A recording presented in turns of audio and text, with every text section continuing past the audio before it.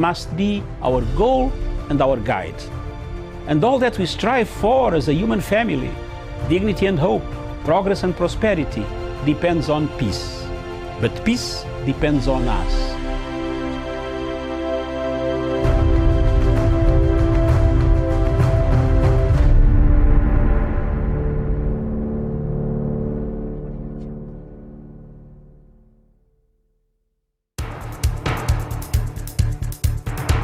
It is ridiculous and it is against the laws of nature that we can have somebody sitting pretty who takes home more money than the credible entrepreneur who is doing actual production of goods and services.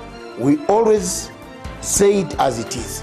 It is only in this country that when a thief is arrested, you hear elders from their tribe saying, he is our son and he is our thief. If you are deviant and I call you leader, Yes. probably you are already a leader, but you are leading in the wrong direction. We want to see the role of the youth Yeah. in the security, Yes. governance, Yes.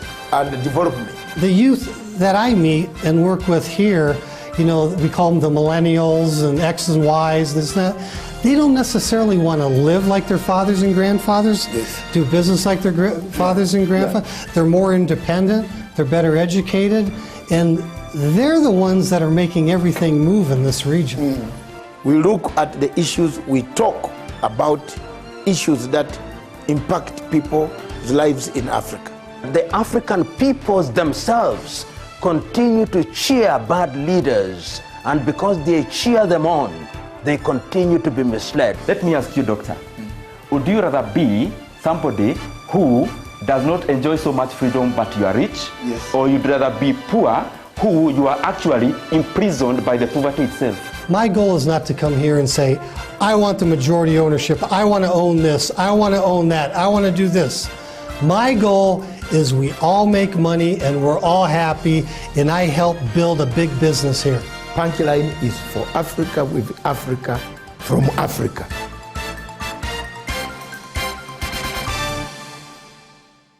First of all, let me thank you. I've prepared 2 papers which I believe will be circulated because they'll not be projected. But if you can see, first of all, I want to agree with the Honorable Minister. I've done 2 pictorials. One of them is described as Africa at the dinner table.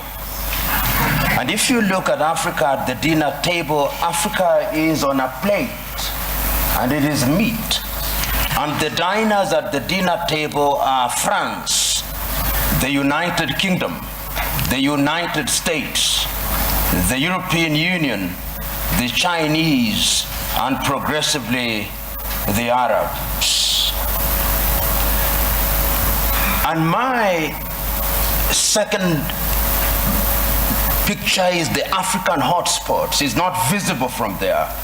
But if you look at Africa today and you make a clean sweep with your mind, there are different conflicts of different intensity in Somalia, in northern Mauritania, in northern Mali, in Central African Republic, Democratic Republic of Congo, Guinea-Bissau, in the Cameroons, in South Sudan, and one can go on and on. And there is a sense in which Africa has always been alive to the question of interference.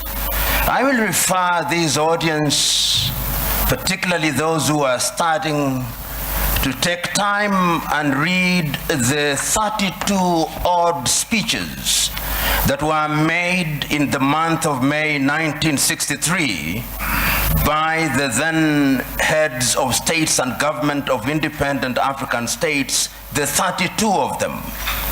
And there are 2 speeches that I want to isolate for this presentation. One was by David Dacko of Central African Republic. And in thanking Emperor Haile Selassie and Kwame Nkrumah on that day, he said that we must never forget that the colonial power has not left us. We must recognize that he did not go willingly. And if we don't check them, they'll come back again. And what would little Central African Republic do against them? Today, he is right. Today, if we remember the activities of France and how they propped up the regime of Jean-Bedel Bokassa, he was right.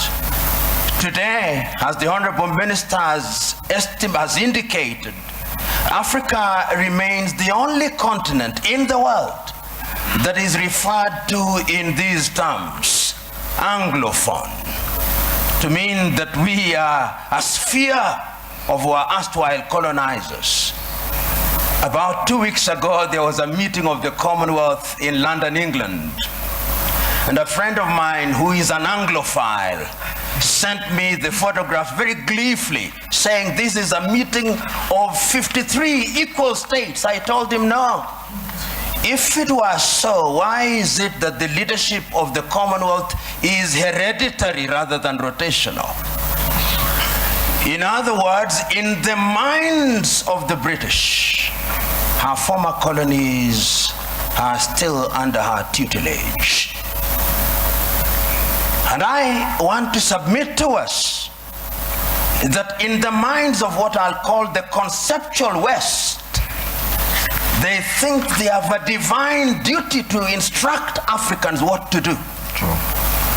And in the minds of many African leaders, they think that they have a divine duty to accept what they are told. That, in my view, is what the Honorable Minister was talking about, the mindset. And this is something that has been examined. We have seen France and its very pernicious presence in Africa. We know what they did in Burkina Faso against Thomas Sankara. We know what they did in Mali or the Sudan against Modibo Keita or against Sekou Touré in Guinea. Pernicious to the core. The Portuguese, we know what battles had to be fought in that area. And let me put this very bluntly. When the former leader of Portugal, Marcelo Caetano, was asked, why can you not allow the colonies to gain independence? This is what he said in substance. As I have examined world history over the years, the following have emerged. That the Caucasians have been responsible for monumental development of man. So have the Chinese, so have the Arabs. But the Africans have been responsible for nothing. They are only fit as hewers of wood and drawers of water. And I want to submit to you who are present here that in the conceptual West's unguarded moments, or guarded moments, that is what they think. And that is how they relate to Africa. So the whole idea that they will interfere is something that they think is their God-given duty. I said there were two speeches in 1963 that I wanted to refer to. I referred to David Dako. The second one was the speech by Kwame Nkrumah. And Kwame provided the solution. He did not complain about colonialism. He said, we must live here with one army, with one command. We must live here with one currency. We must live here with one currency, one country. I do not know where its capital will be, but I suggest Leopoldville or Bangui. Other leaders may have their thoughts. Kwame was right, but who listened to him?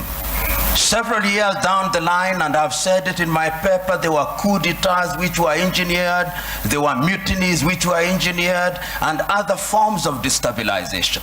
And I want to believe that the person who actually said it very well in the 1980s was the former American President Ronald Reagan. He said, the United States of America does what is in her best interest. And I agree with him. Does Africa do what is in her best interest? Do African leaders do what is in the best interest of Africa?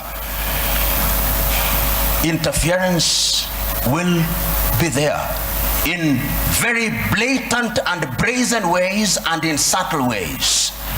I've always asked, Until very recently, how many African countries manufactured bullets? Very few.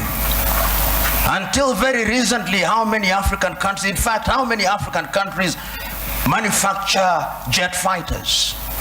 How many African countries are involved in the arms industry?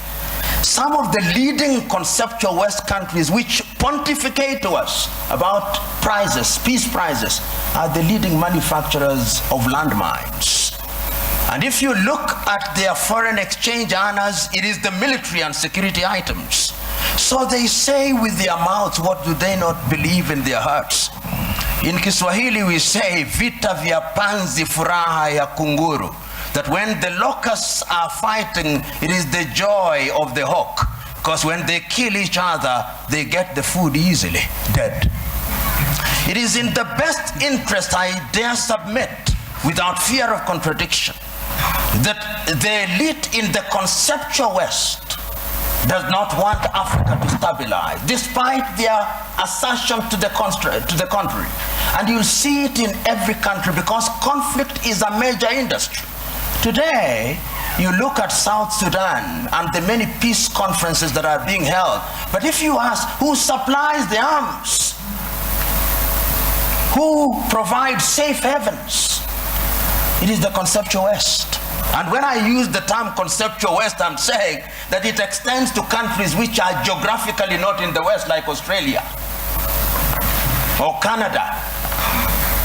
So I'm submitting in answer to your question, Joe, that interference is there, and it is part, to use this old cliche, of the neo-colonial project. The neo-colonial project requires that Africa must remain within the sphere of influence of these states. Today, if you look at the United Kingdom, which has left Europe, one would have thought that those are their cousins and that they should sit in comfort with them. You will now see their involvement being de-emphasized in Europe and their interest and appetite growing towards the Commonwealth. Because in the Commonwealth, they are the major domos. They'll tell us what to do. In Europe, they have to grapple with the Germans and the French, and they don't like it. That is the unspoken bit of it. The French also are in Europe, but the Germans are too strong, and they don't like it. So they want to hold Côte d'Ivoire, Gabon, and tell them what to do. I do not know how many of you saw the press conference that was attended by President Macron of France and Nana Addo of Ghana. And when Nana Addo spoke as an African should, you could see the body language of the French president. How dare this man speak this way? In other words, I'm saying that interference is the mother's milk of European economies. But to answer your second question, they have their own recruits who Professor Philip Nying'ura will be speaking here. To use the old vocabulary of those days, they have the people you call their comprador bourgeoisie. You must remember.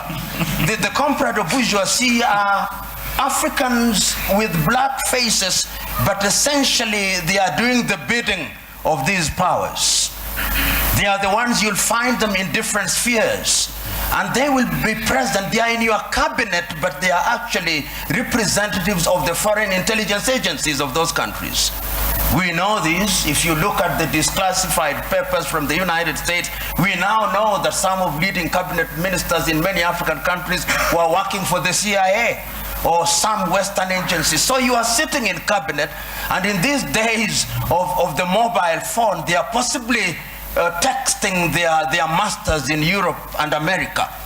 So interference is also exacerbated by these comprador bourgeois for their own benefits, and it has never changed, Honorable Minister.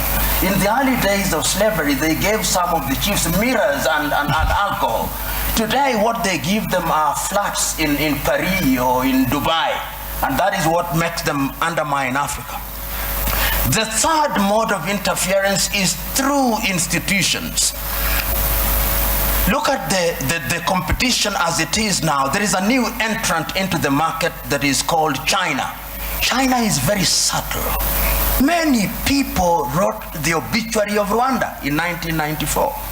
20 years down the line, it has been demonstrated that Africans can actually do it. Between 1983 and 1987, I think Thomas Sankara in Burkina Faso also demonstrated that it can be done.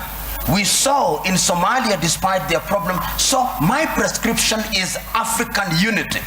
Africa must now begin to negotiate initially in terms of blocks, SADC, ECOWAS, East African Community, and ultimately as African Union. And lo and behold, we must do it. And I've always said this cliche, we must do it, because if we don't do it, we will be done. Thank you.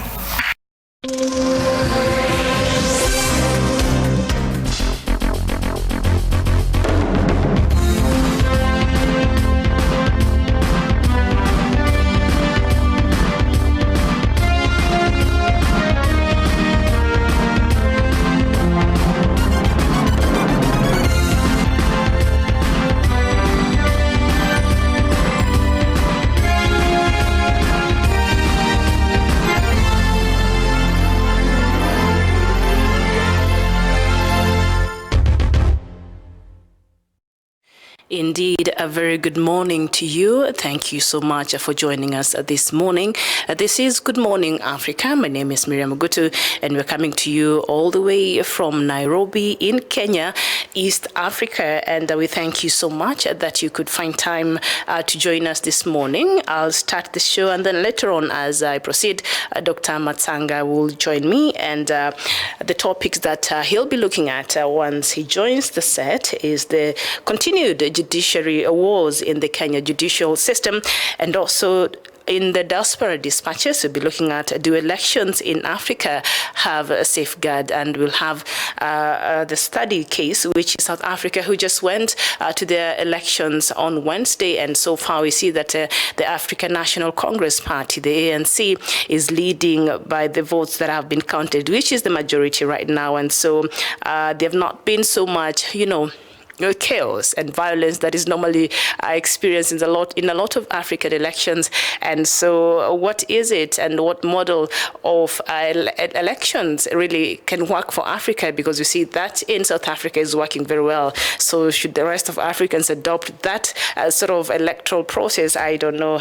Please share your thoughts even as we proceed. So that is something that we look at in our Diaspora dispatches. Do elections in Africa have a safe So thank you so much. A lot of things happening this morning in Kenya, news making headlines. But first, I would like for us to just take a look at what is making headlines across Africa. And then later on, I'll take you through some news that is making headlines in Kenya, especially in regards to judiciary. And then we will proceed from there. So we start with South Africa, of course. And South Africa's President Cyril Ramaphosa is expected to make significant cabinet changes in the coming days after his governing African National Congress secured a reduced but comfortable majority in this week's general election. With 3/4 of votes counted, it's now clear the main opposition failed to capitalize on years of government corruption and economic stagnation. The political landscape has shifted only with these elections, with the ANC slipping from 62% to 57%. And nationally, that's still quite an achievement for a party that has presided over a decade of economic stagnation and entrenched corruption.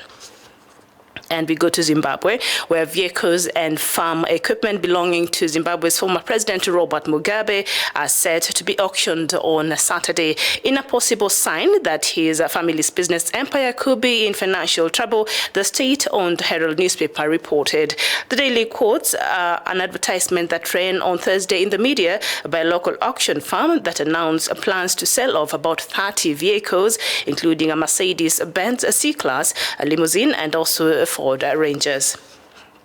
And in Somalia, the United States military killed 13 Islamic State militants during an airstrike on Wednesday on their base in the Golis Mountains in northern Somalia. The United States commanded tweeted on their official Twitter handle.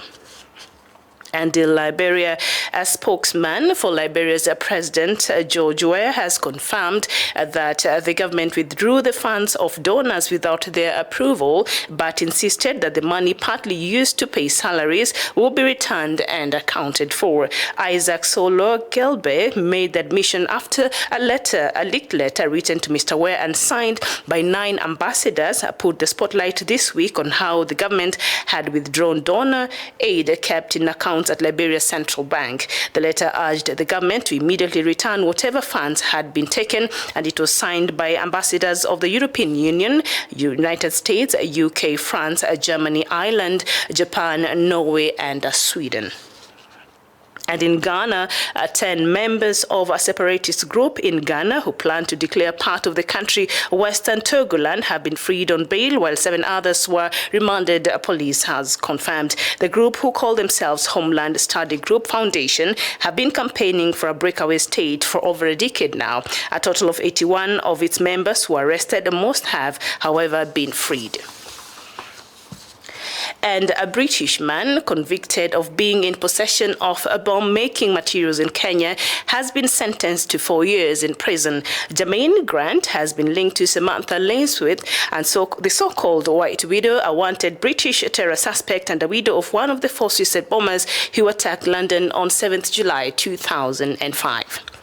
And in Togo, Togo's parliament has voted to reinstate the 2-term limit for president, but the change does not apply to the current leader. President Faure Gnassingbé will be eligible to run in future elections in 2020 and 2025, meaning he could potentially remain in power until 2030.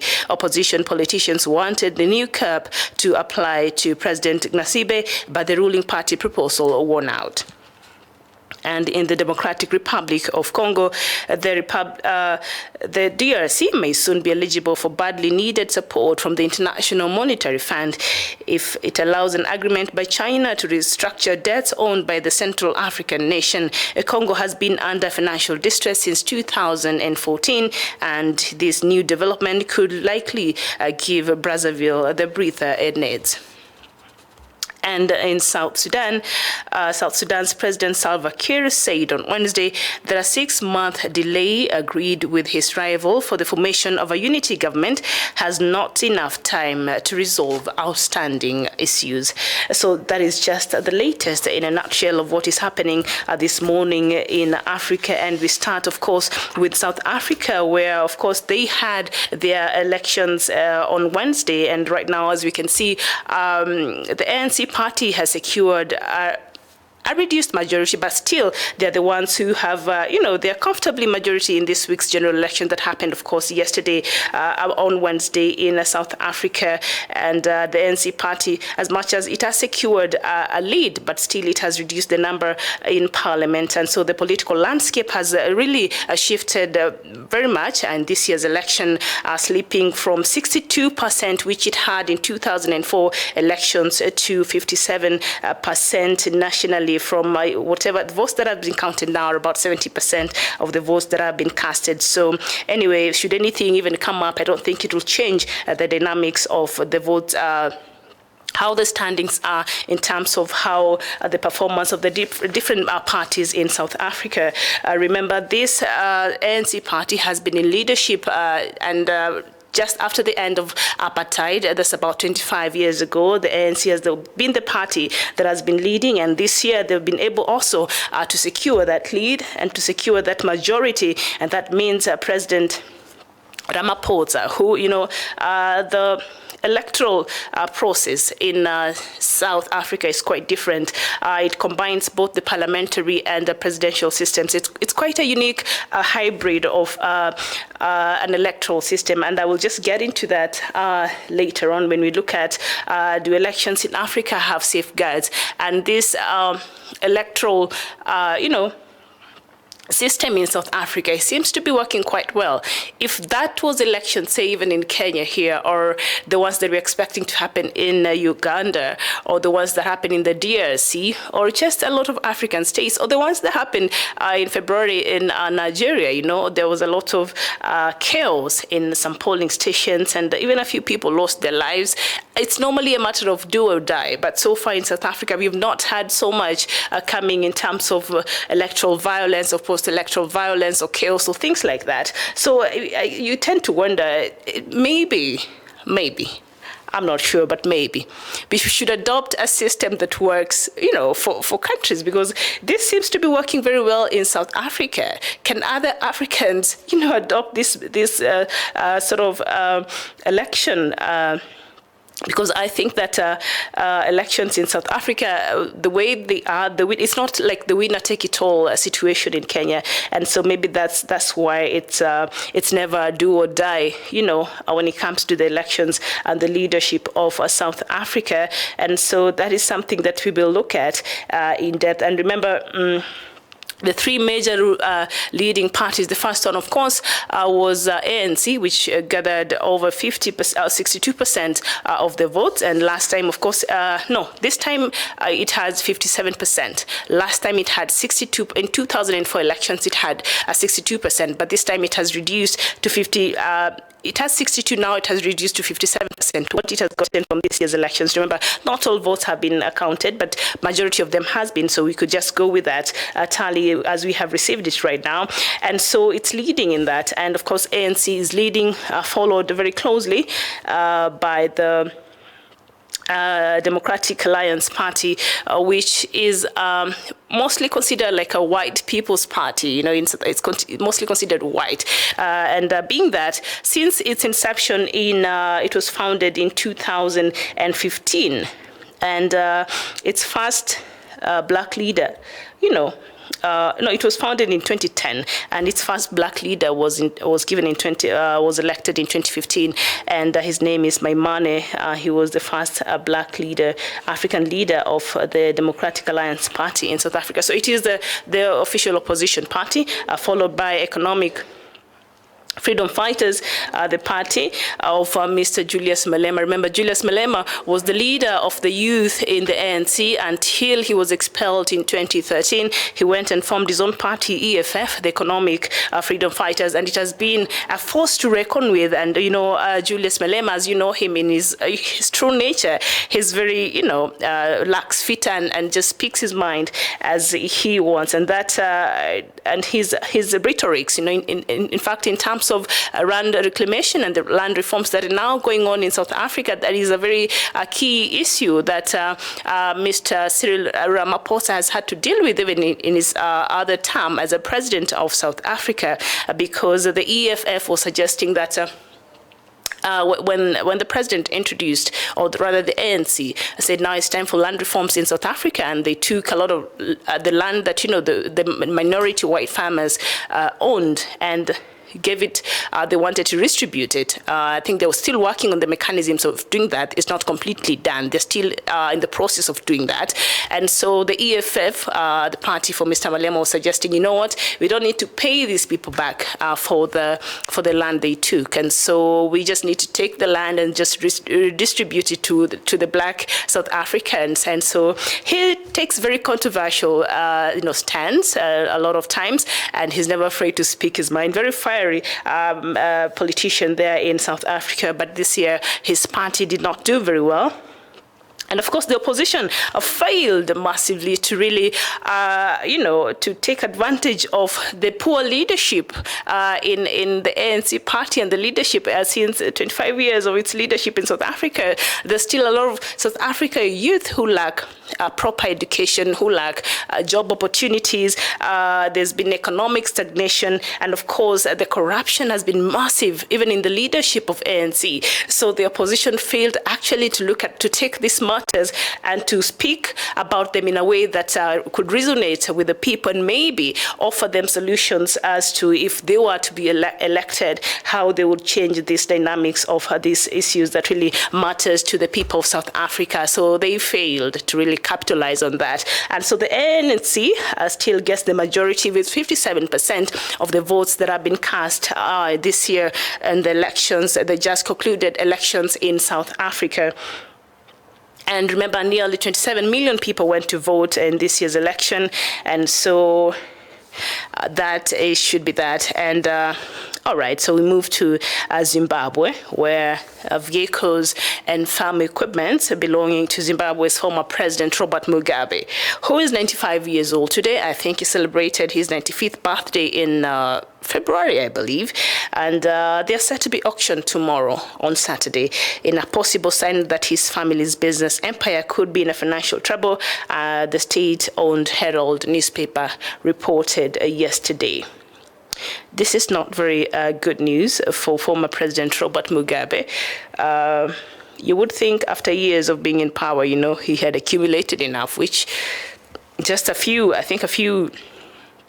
in the beginning of the year, I think they took some of their home servants to the court. I think 4 of their, one of the housekeeper, another one a gardener, and I think a watchman, and another one, I can't remember the position of that person, but they had allegedly stolen $1 million from their rural home in the village. And so to now hear that the family will be auctioning some of their properties tomorrow because it seems as though they are having financial troubles, it just baffles me. It was $1 million in January, surely. Yeah, so I think that is a conversation that I would really want to engage with Dr. Matanga. He would, I don't know, he would probably understands the dynamics of the family of Robert Mugabe. He's met him, he knows them. So, yeah, so they'll be auctioning about 30 vehicles. Like, who owns 30 vehicles? They'll be auctioning 30 vehicles tomorrow, including a Mercedes-Benz C-Class limousine and Ford Rangers. Okay, so yeah, tough times for former president of Zimbabwe, Mr. Robert Mugabe, who is now 95 years old. That is not how you want to enjoy your retirement, auctioning stuff. But I guess you know things happen, and that is that. And so they'll be auctioning a lot of there are even farm equipment outside of the vehicles, even farm equipment tomorrow. So if you are in Zimbabwe and you know where the auction will be, you can find your way there.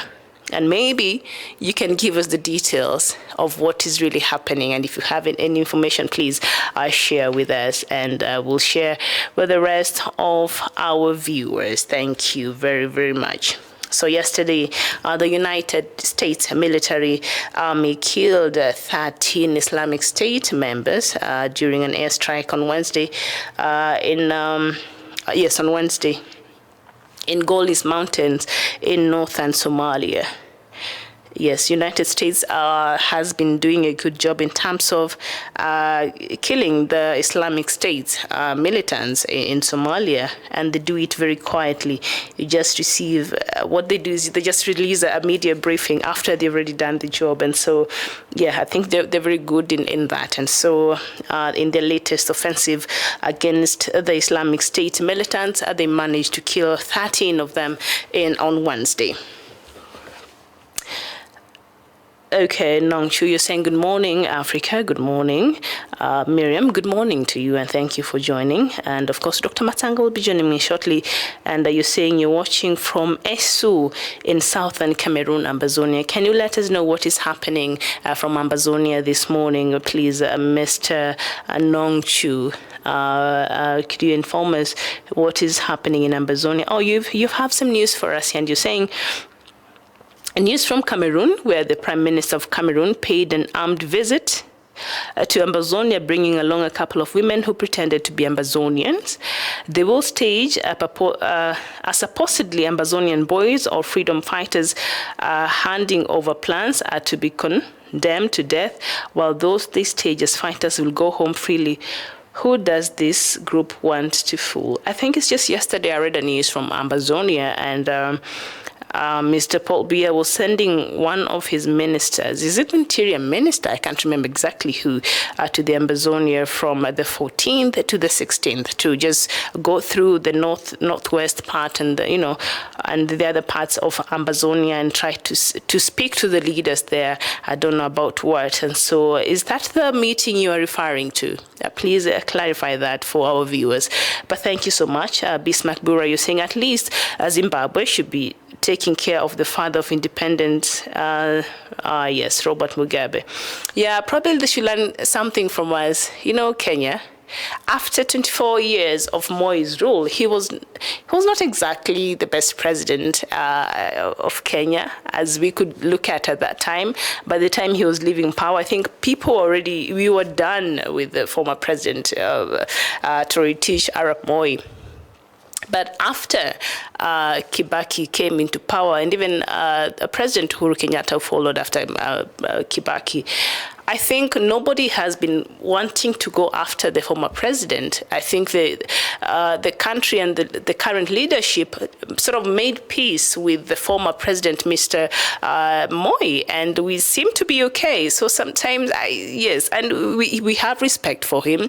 He led us for 24 years, maybe not the best times of our lives, but as long as I remember those days, life was not as difficult as it is now. I know we have financial problems across the globe, and there are things that as individual countries you can't help because it is determined by the global market, financial markets and things like that. But still, life was pretty manageable. But his rulership and his leadership was very controversial. That having said that, still we are able to respect him as our former head of state. And so when you're saying that they should respect Mugabe, I think yes, and Zimbabwe should probably take care of him as it is. So I'm just going to take a very short break, and when we return, Dr. Matsanga will be joining me on set, so please do not go very far.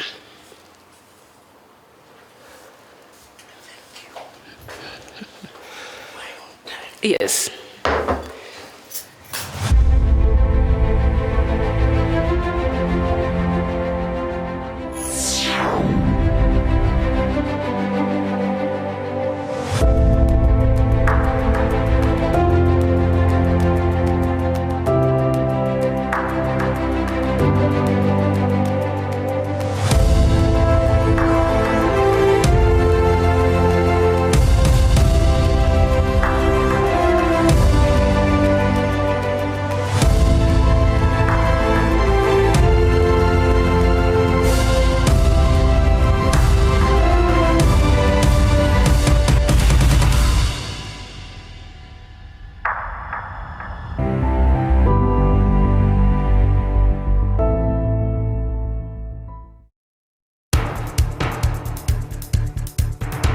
It is ridiculous and it is against the laws of nature that we can have somebody sitting pretty who takes home more money than the credible entrepreneur who is doing actual production of goods and services. We always say it as it is. It is only in this country that when a thief is arrested, you hear elders from their tribe saying, he is our son and he is our thief. If you are deviant and I call you leader, Yes. probably you are already a leader, but you are leading in the wrong direction. We want to see the role of the youth Yeah. in the security, Yes. governance, Yes. and the development. The youth that I meet and work with here, we call them the millennials and X's and Y's, this and that. They don't necessarily want to live like their fathers and grandfathers, Yes. do business like their fathers and grandfathers. They're more independent, they're better educated, and they're the ones that are making everything move in this region. We look at the issues, we talk about issues that impact people's lives in Africa. The African peoples themselves continue to cheer bad leaders, and because they cheer them on, they continue to be misled. Let me ask you, doctor, would you rather be somebody who does not enjoy so much freedom but you are rich? Yes. Or you'd rather be poor who you are actually imprisoned by the poverty itself? My goal is not to come here and say, I want the majority ownership, I want to own this, I want to own that, I want to do this. My goal is we all make money and we're all happy, and I help build a big business here. Punchline is for Africa, with Africa, from Africa.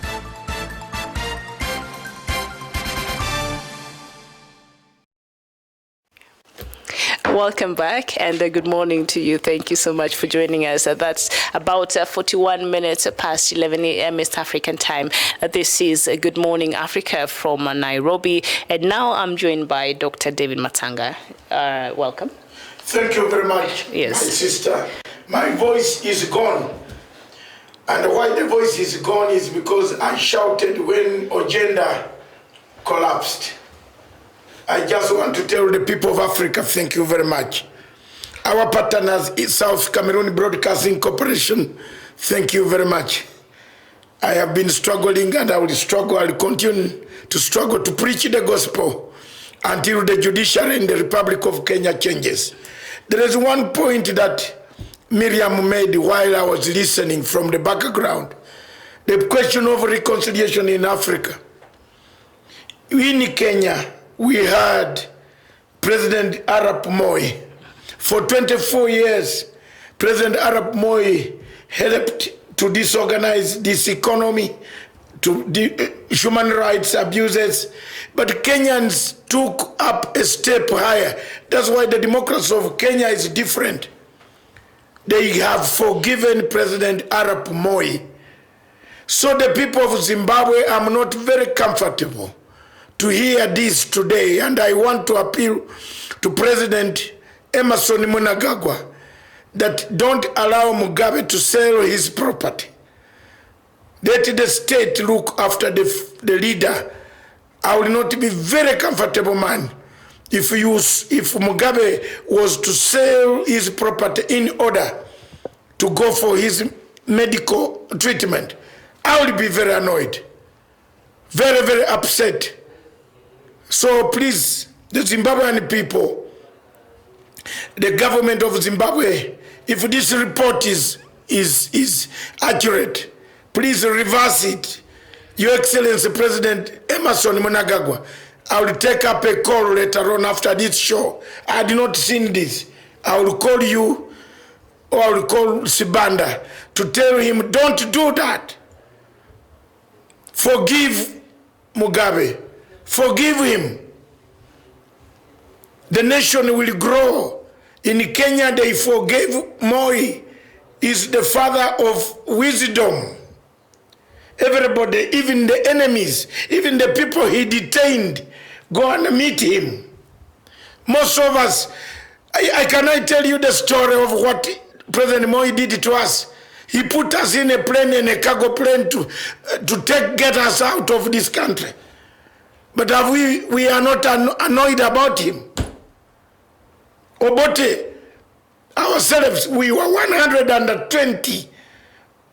We are put in cargo planes to leave this country. Some of us refused, sneaked off, and we went to London. When the second coup took place, we have no quarrel with the former president. Why do you punish your former president? I had not told you this story. Read the story of Milton Obote overthrow. We came through Kenya, we came here, we wanted to be here. After a few, we are told, get off. We went. Our president was put in a cargo plane. Obote left Nairobi in a cargo plane. The plane that carries cargo. And my friends were saying they go to Zambia. I said, I cannot sit there as a cargo. I said, no, this time, let me go my way. So you should remember to treat this old man with dignity. Don't allow Mugabe to sell his goods in order to pay for his expenses. No. No. No, no, no. Emerson, no. You can't do that. He has done whatever he has done, but don't punish him to that level. Don't make Pan-Africans to get annoyed. The mistakes that he has done, he brought Zimbabwe to where you are. Forgive him. Move on. Take a step forward. Don't allow him to sell goods. Please, no. Don't embarrass Africa.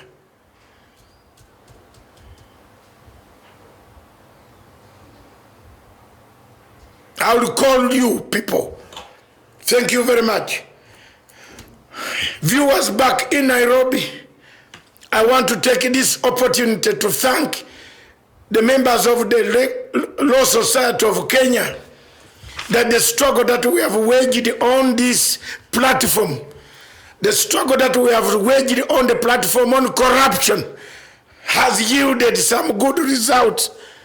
Today, as we speak, as Miriam must have told you, we have won a big battle in Kenya. One of the ombudsman of graft, ombudsman of corruption, the cartel, the king, the pharaoh of corruption, the mafia, the chief mafia of corruption, Ojienda, was defeated yesterday. Another malcontent called Harvey, Nelson Harvey, an empty shell that talks stupidity, was defeated. Today I'm talking frankly, so that they know. Nelson Harvey told me that I'm a Ugandan. I should go home. Nelson, you are Congolese. Go home. Yeah. Today we defeat inch by inch, soil by soil. We shall defeat and create a judiciary. Chief Justice Maraga, prepare yourself. You are doing a good job now, but prepare yourself. Save yourself. DCJ Mwiru, save yourself. Resign before we come for you. People are annoyed. We are doing this to clean for Kenyans.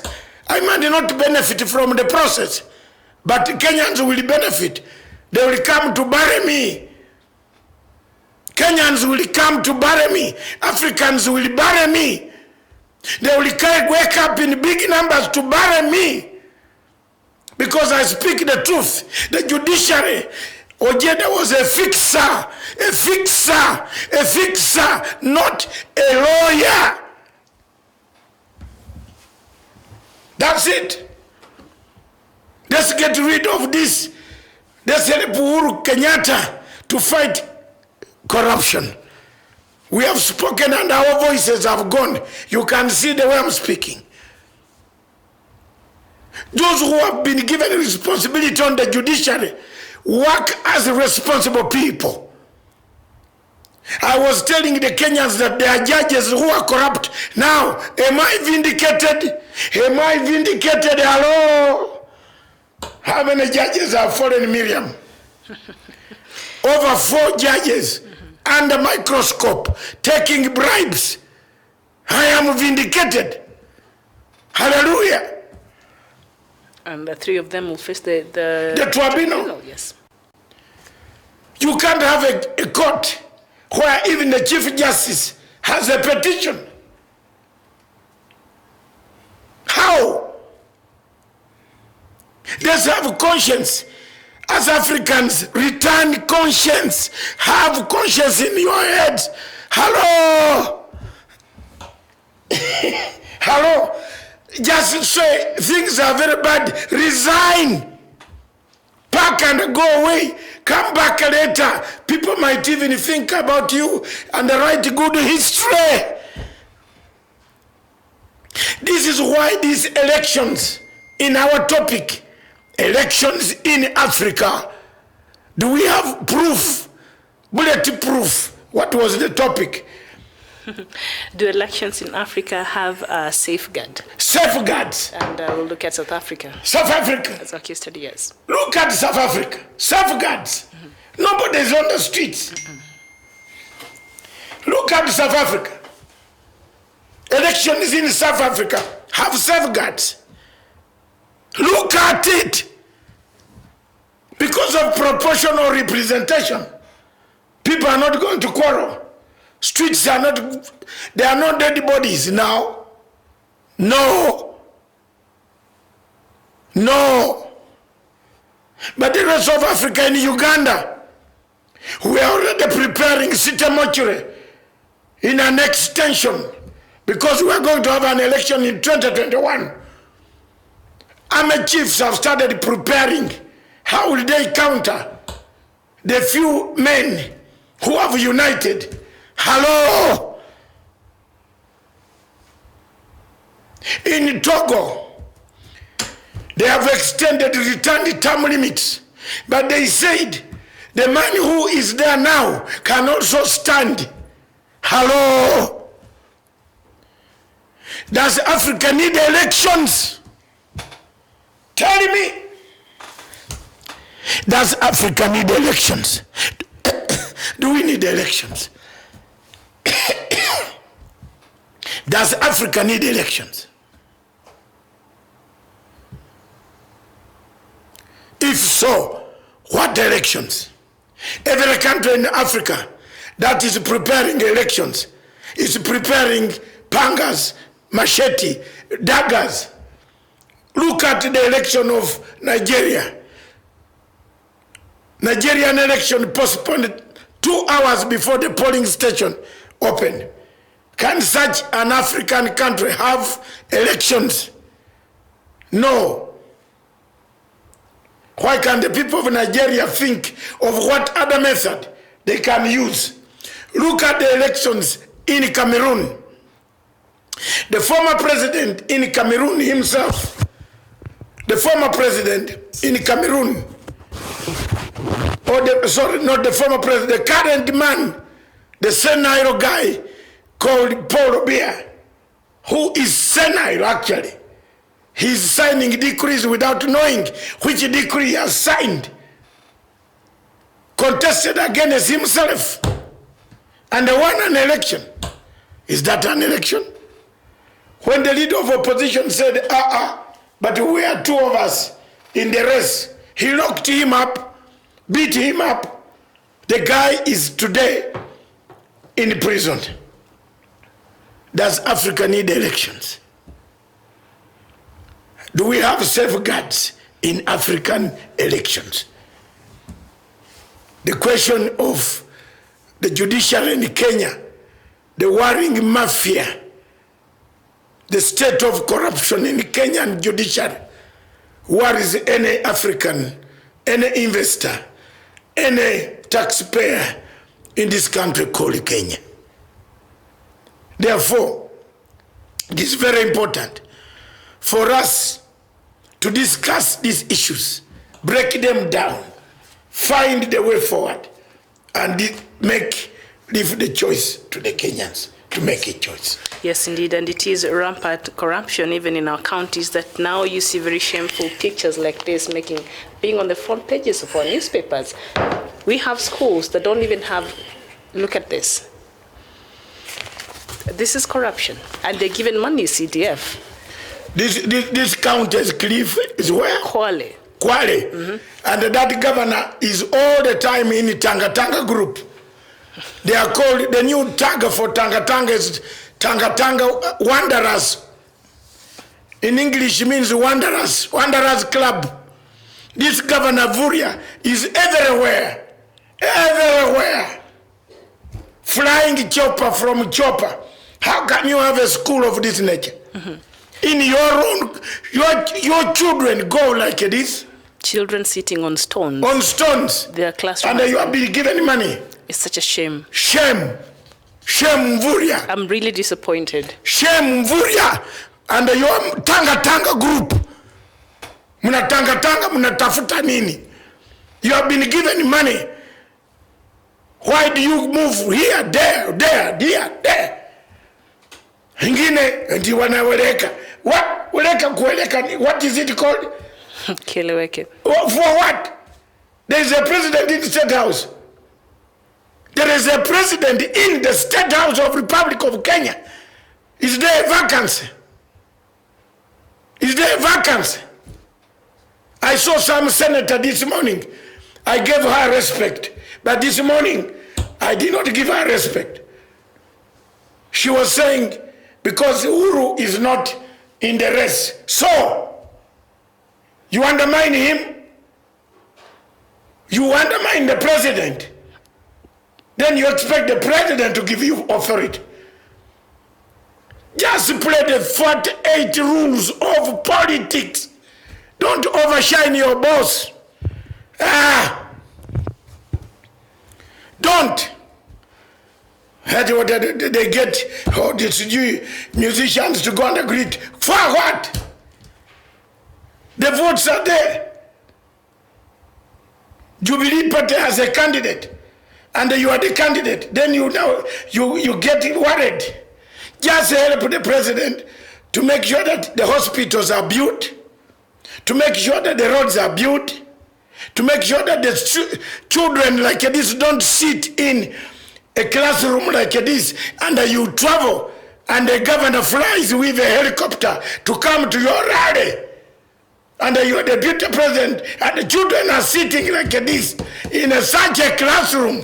This classroom here, this is a classroom of the governor who follows the deputy president every day. Look at this. I chase you. I tell you don't attend my rally. Go back and build that school. These children need more fundraising than the church. They do. They do. God help me. God help me. I've started on a wrong note today. Someone says he wants to sell Mugabe's goods. What type of Africa are we having? What?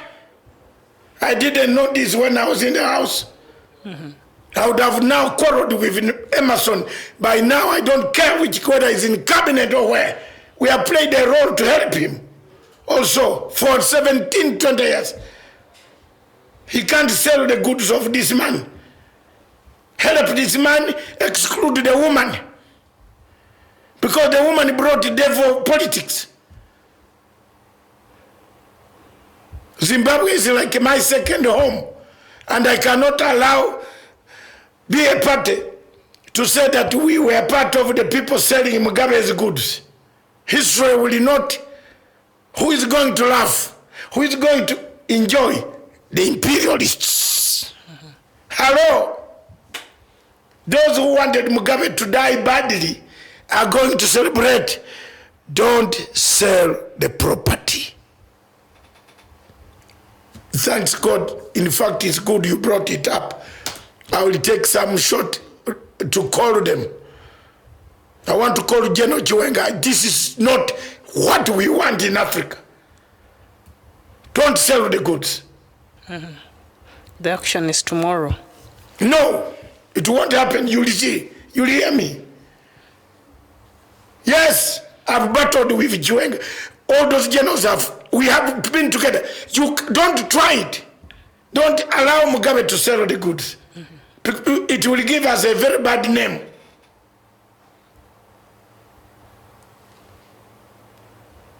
Please, have you seen how international community is picking it now? It's all that Mugabe is bad off. He doesn't have money for medicine. He worked for these things. He was imprisoned for these things. Hello? You can't be 17 years in jail and now your goods are auctioned. Musifanye washamari. Atatenda. No. Don't do that. Don't. Whoever brought that idea should cancel it now.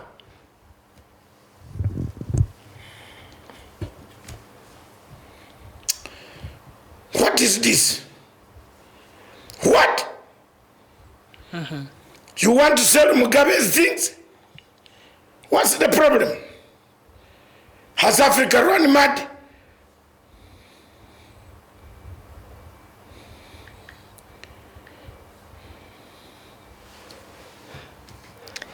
Okay, and just in case you joined us and you're wondering what doctor is talking about, vehicles and farm equipment belonging to...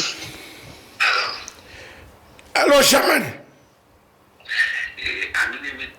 This report I'm hearing that they want to, Mugabe wants to auction his things. Cancel those things, boss. That he's auctioning his things tomorrow? No.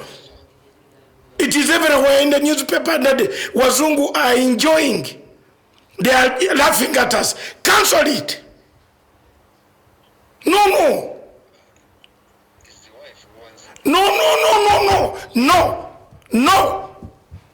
Tell the president now. No. That should not happen in Africa. They will not know it is the wife. Thank you very much. Please. Please.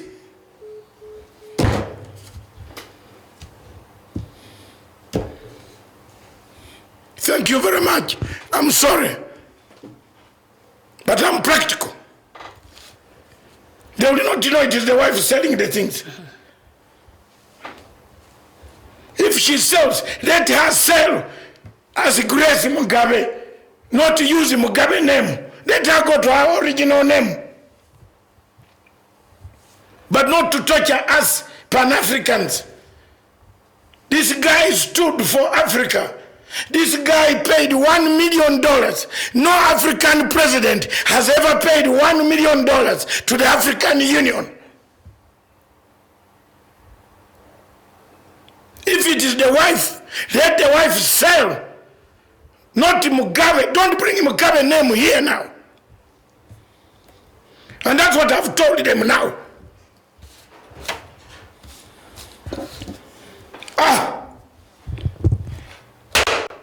Thank you. Take over. Let's just go for a break. It's very bad. We get some tea for you, and then we'll come back. Thank you. Mugabe is a very close friend to Dr. Matsanga, so you would understand his frustration with that story. Even I wondered when I was going through it, I said, this is not right. But anyway, let's just take a short break. Please don't go too far. Good morning, Africa. We'll be right back.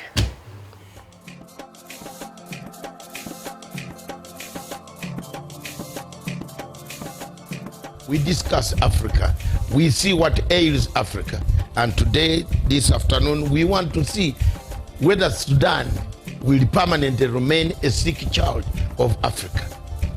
Is it a permanent sickness? Can we resolve the issues of Southern Sudan? Is it something that has gone wrong for 200 years?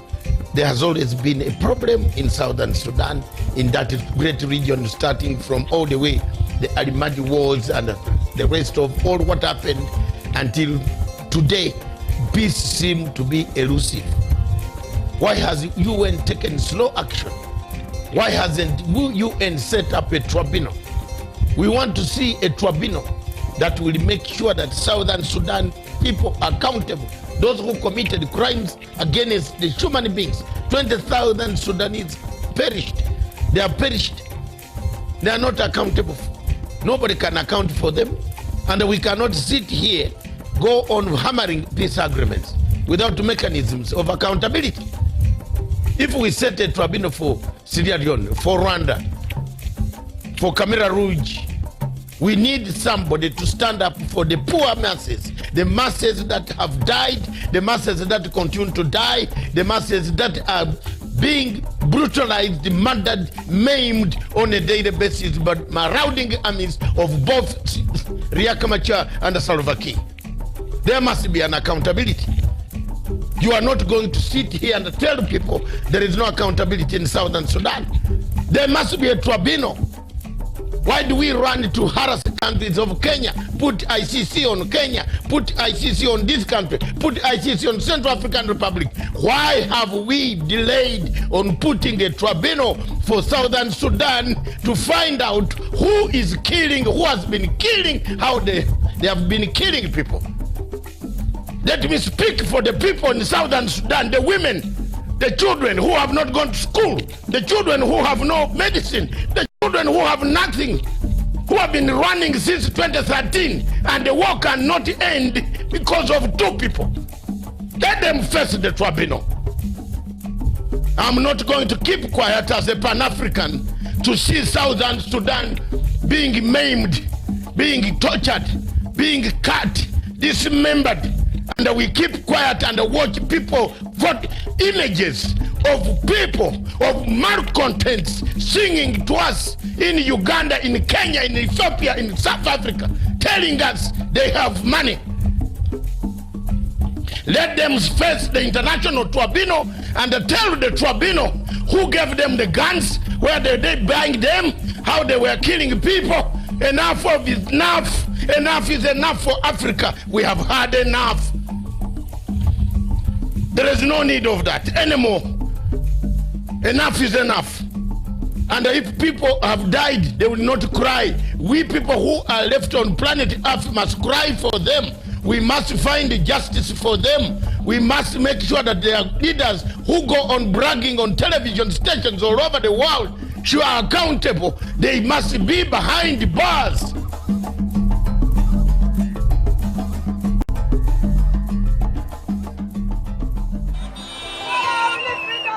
We call for a non-violent revolution.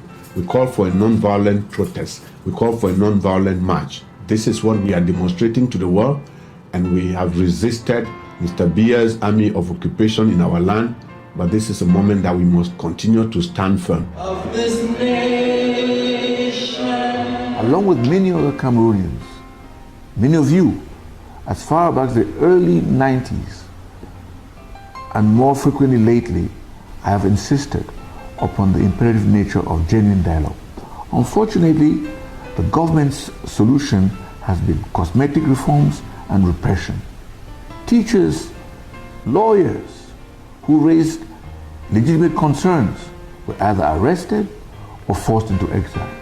Doctors, important people in our society who asked for genuine dialogue, were met with punitive transfers and humiliation.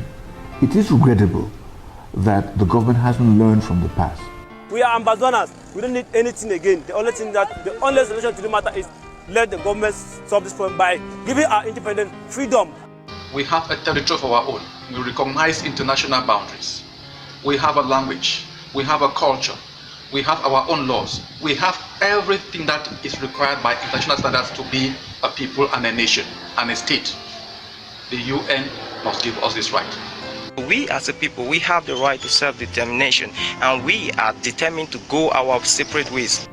The people of the Southern Cameroons have suffered under the brutal regime of the annexationists, La République du Cameroun. We have suffered for 56 years, and we finally decided that enough is enough. I think dialogue is the main solution, because the use of military has never been a solution to a problem concerning this kind of issues. So the government of Cameroon has to dialogue with the Anglophone regions to come to a compromise and let this problem be solved.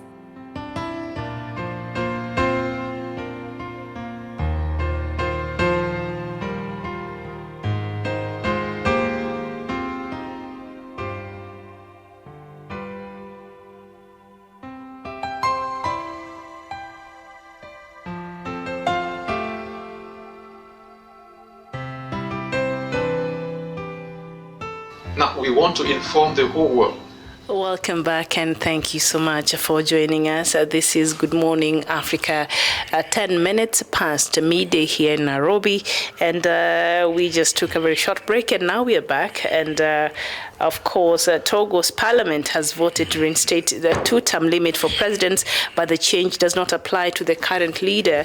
And President Faure Gnassingbé has been in power since 2005. That should be about 13 years now. And should he be allowed, of course, he's allowed to go for the 2020 and 2025 elections, and he'll potentially be in power until 2013. African leaders just don't want to leave. Do you think that now, coming back to the topic we have today, do elections in Africa have safeguard? The South African model of election, is this what will be the remedy for Africa chaotic elections? Yes. Yes. I've come to agree now that the South African model can be a remedy for the difficulties that Africa has. Proportional representation, then leave the parliament to select the president. In South Africa, Zuma or Ramaphosa is running on the ticket of ANC, but ANC must garner enough votes to convince the parliament that we are the people who should actually now endorse. And now when it reaches Cape Town, the entire South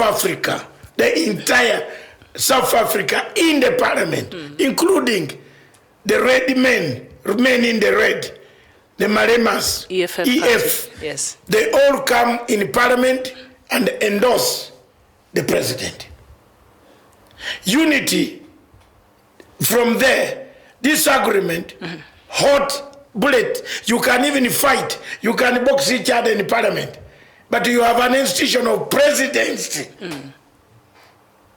an institution of presidency that you respect, an institution that is not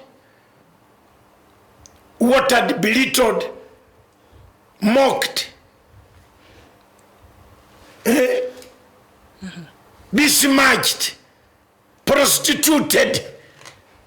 An institution of presidency that is honored. An institution of presidency that you as a South African can walk and feel, yes, I'm from South Africa. Proportional representation brings about equality, delivery of services. And inclusiveness. Inclusiveness, because no section will say I was cheated. No. The number of votes cast there, whether you cast, wherever, however much you cast, they would be neutralized by some other factors that are put in consideration. Hence, proportional representation, proportional voting systems are the best way of guaranteeing that no man in Africa is going to be the only president of a particular person, tribe. Yes, and seeing that we just promulgated our constitution, well, a few years now in 2010, and we thought it would be nice for us to have a new constitution that will address some of these things that will just bring Kenyans. You should have put, but so far it's not really working. You should have brought a safeguard. That's what I'm wondering. You did not. The constitution of Kenya was a mixture of United States Constitution and the UK and then South African. They borrowed some. Did they really? But they did not borrow something. You know, I don't want to tell you the story about the Constitution. Mr. Ekuro Okot wanted to take me to court with Mboya, Mr. Mboya, this man who ate the man of KPLC. What did you do? Do you know what? They said they are coming to arrest me. Because I said they called pay and cut. I said a court cut and pasted the Constitution of United States into the Kenyan Constitution. Because you borrow heavily from the United States Constitution. Yes. Now they left several potholes. On this one, I agreed with Ruto on the Constitution. He saw so many loopholes, and he was right. You know, for me, I give a credit where it is due now. He was right. This Constitution was wrong, was badly framed. It was not tailor-made for the Kenyan. This Constitution is for a developed country. Yes. A developed world. A developed democracy. You see, look at how many commissions you have. How many women and men with bodyguards, with guns, you have on the streets of Nairobi. Excessive. Of Kenya. Excessive. How many? Excessive. We pay heavily. Kenyan's taxpayer pays heavily for commissions that could have been amalgamated into 2 or 3 or 5. And they do the same job. You pay few people. You don't pay chairman, then pay chairman, then pay body member. He has stolen money from the port. He wants protection from police. When he went to steal money, he did not tell the police that I'm stealing money, because the police would have stopped him. But now when he has stolen, when he goes to the police, can you protect me? This is the Africa we have. So when they went down to sit down and make our new constitution, why could they go to countries like South Africa and see? Because South Africa is closer to us in terms of being African. They went and there. See how is it? But they did not want to do this. Some people opposed the proportional representation. They opposed it. The winners take it all. Yes. Which has been a problem for this country. Now the winner takes it all. After the 2018 elections, the winner takes all became a problem. It has always been a problem. And His Excellency, President Uhuru Muigai Kenyatta, another Pan-African good man,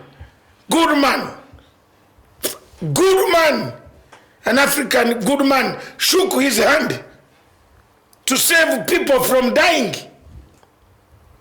because the winner had taken it all. And yet the loser had 6 million people. Half of the other country. Yes. So this has been a problem since the democracy, Kenya became democratic. And the judges... It's not just even the 2000... The judges sold us and flew to Hungary. Well, they came back and... they checked, and they came back smiling. Even if you chase them from job now, they have the money outside there. Yes.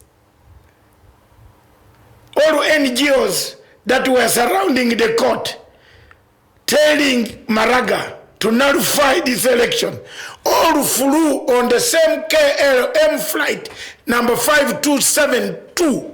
I still remember it, because my investigative journalist also, I booked him on the same flight. Maina Kiai, John Jomoe, Harun Dobe. Look at that. I know them. Gradi wale oteno. Kura kusiji, kura kwati, kura. They were all in check, waiting for George Soros, executive director, to come and pay them. Shame. And then when the Chief Justice finished, he crossed over, because George Soros is not allowed in Hungary. You know that? He's Hungarian, American Hungarian. He's not allowed there, right? He can't go. Those guys have a warrant over him. Hey. What did he do? You know what he does? He funds people to kill you. He can fund people. Didn't you see people killing people in Egypt? Who was funding it?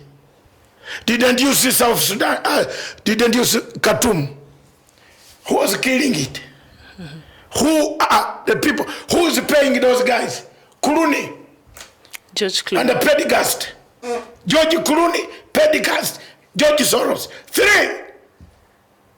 You think those demonstrators in Khartoum would still be there. Where do they get the money to pay rent? Answer me as I drink my tea. So right now, even after elections are through in South Africa, everything has got back to normal. So when you look at the countries that are really dying to change the constitution, they should go to South Africa. Togo, Egypt, Sudan, also they tried that. And this is what is bringing us problems. Can't all these people go to South Africa and use it as a It's the model. Yes. Don't rumble, wanderers. Because you know I've got a new name for this group. Wandering wanderers. No, wandering wanderers, yes. Okay. I did not say that. I'm just reiterating. Wandering wanderers. It's a song. Wanderer. Now there is no more word. It's a reggae. Because nobody can understand the word Kiswahili. It's a reggae song, so nobody. Reggae wanderer. Nobody can stop reggae. Nobody. Okay. Wagwan. Today is Friday. It's Friday edition. Just bear with us. Yes, South Africa Mrs. Lucky Dube. South Africa Mrs. Chris Hani. Miriam Makeba. Albert Sisulu. My favorite jazz musician who passed on last year. Just forgetting his name. Look at that. Yes. South Africa needed to have Chris. Chris Hani. So this model works. This model works, and nobody has, because South Africa is a very stable democracy, so we cannot say they're not democratic. They're very stable, and it's very active democracy. It allows because the president is selected by the parliament. This is the solution. I think this is the medicine for the chaos we witness in all these African countries, and you'll never hear them wanting to change the constitution. Except when they were during the land reforms. I think that's the only time. But not to suit a certain leader, to have him the winning party mobilizes other parties to select the president. If you have a query with this president, the motion is put in parliament. Yes, and that's how they removed Zuma. Yes. And even Thabo Mbeki. Right? Yes. No, Thabo Mbeki was removed by the party. Yes. We should have a party that can recall the president. But the party NSC removed Zuma too. Yes. Also parliament, yes. Yes, so anyway, the president in South Africa is elected by the National Assembly, the lower house of parliament, and usually he's the leader of the largest party in South Africa. So the combination of South Africa electoral process, parliament is both parliamentary and presidential, and it's quite unique. It's very unique on its own. It's not really found anywhere in the world, but it's working for an African country. It does. It does miracles. Yes, it has. It does miracles, which we don't have here. You're whispering. Ramaphosa can't hear you. He's over there. No, it does miracles. Ramaphosa, I told you. But Museveni can hear that. Yeah, no. Museveni, the Uganda constitution. Yes. You see, they refused the constitutional review. Yeah, there is one problem. The reforms, yes. And I want to warn my things. Since we are talking about yes, this proof, model, yes, safeguard. This is safeguard. Uganda government and Ugandans, and I hope those in Kampala now get your notebooks, because I'm the only left man who can tell you the truth. The truth of Uganda politics, of the Uganda elections, is that President Museveni wins in 3 ways.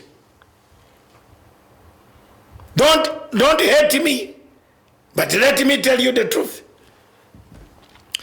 Museveni, like a Mugabe,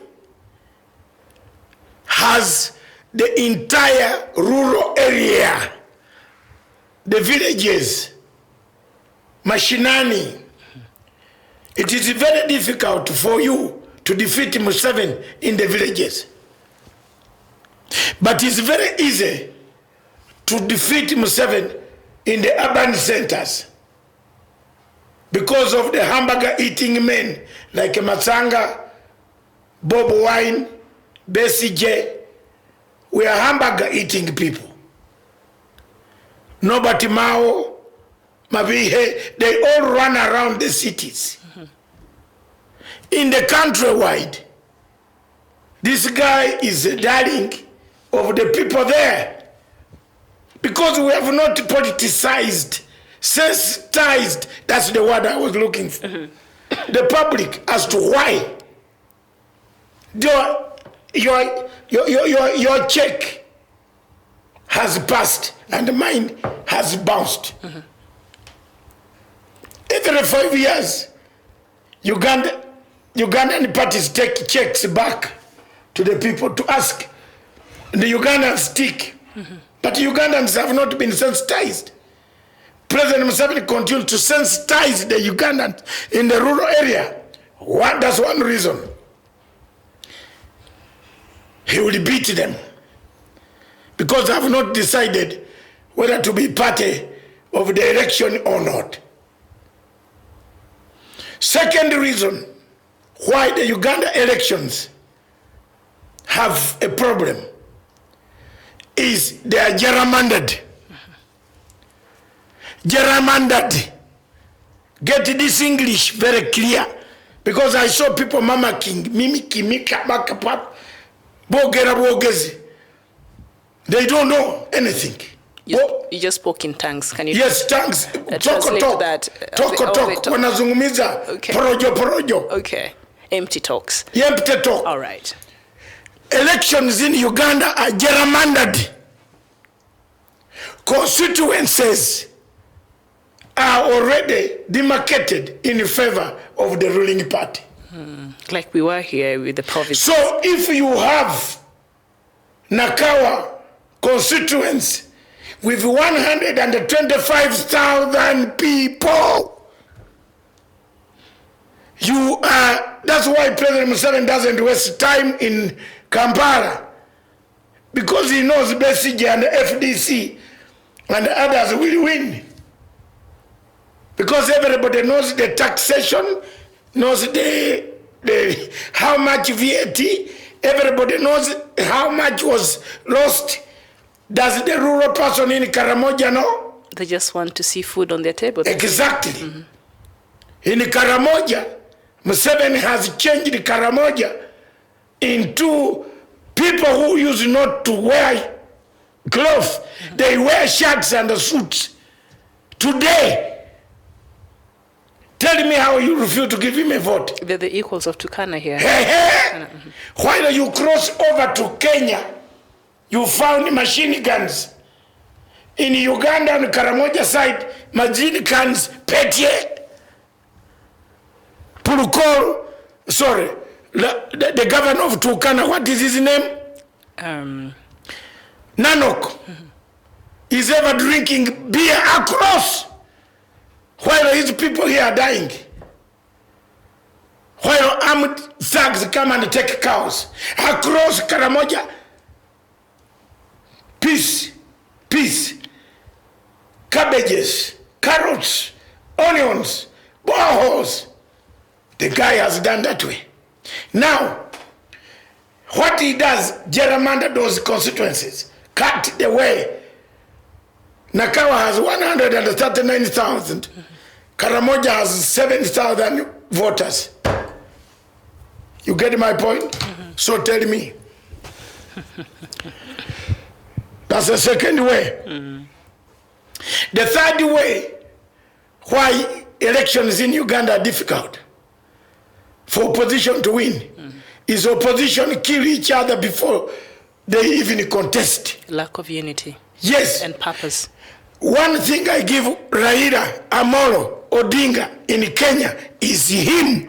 He knows how to unite the opposition in Kenya. In Uganda, Besigye will tell you, I. You know why? Why I even kept quiet from talking to Besigye? Is I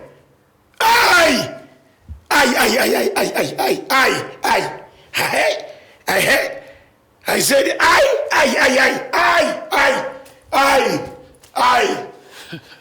That's Besigye for you. Believe me or not. 2021, God willing, if you have not taken me to meet Obote, where he has gone, Museveni will win election by 12 midday. I'm honest. John Clark really wants you to go back there and participate, but he's wondering... John Clark, don't worry. Do you need your uniform back for you to go there?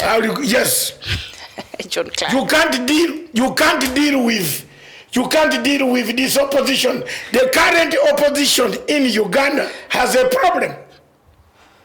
All of them served President Museveni. All of them, except this younger man, Bobby Wine, who grew, who is child number 5 to me. So Bobby Wine, next time when you talk, when you call, pick the phone, call me daddy. Don't just call me Matanga, because I will not pick the phone. You are like a paddy. You are like a paddy.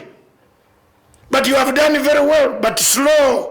The strategy that you received now, have you seen the strategy? Get the spokesman. Don't be everywhere. And register this group. Register it quickly before you are caught off guard, as they will soon label it a terrorist group. You don't know. Some of us have been there.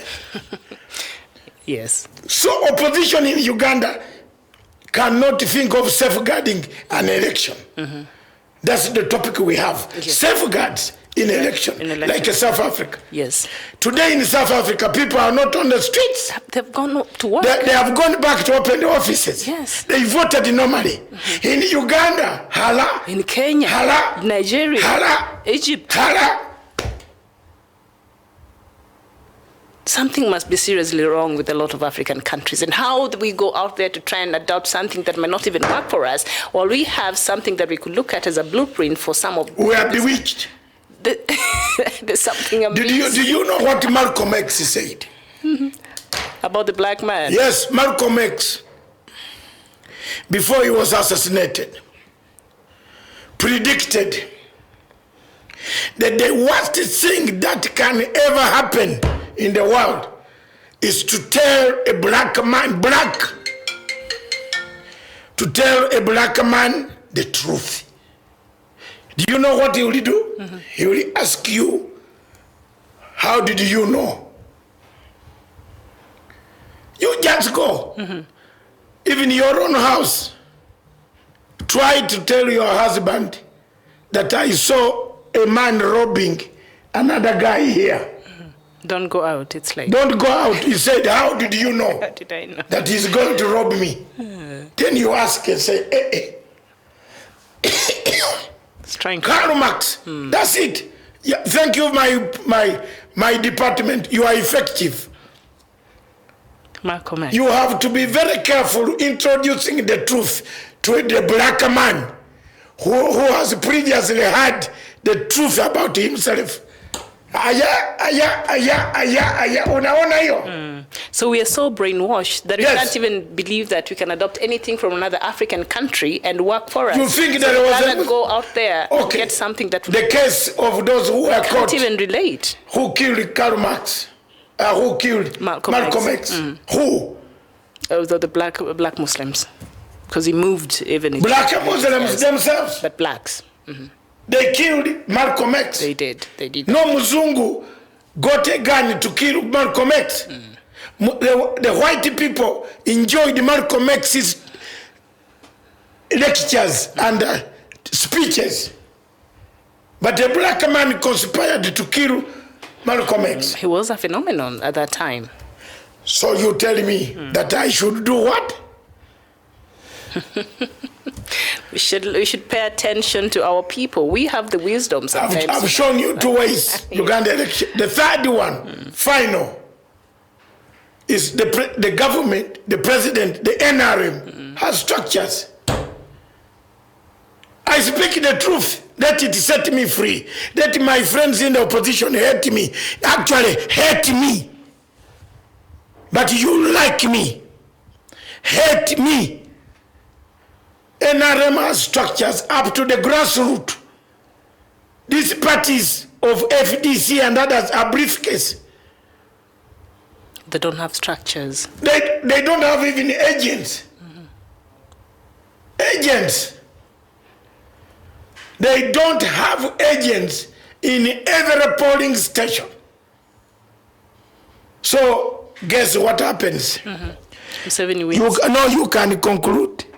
Museveni will win at noon. But between now and 2021, we still have a time. They just united the two of them. So let's see how by the end of this year. What do you need? And maybe next year, if they'll still be together, then maybe there'll be hope.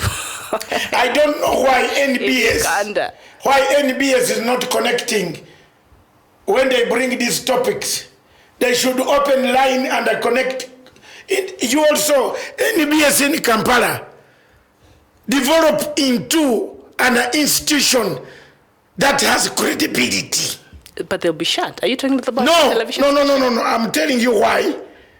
If NBS in Kampala wants to have an outside line, you can interview people from out.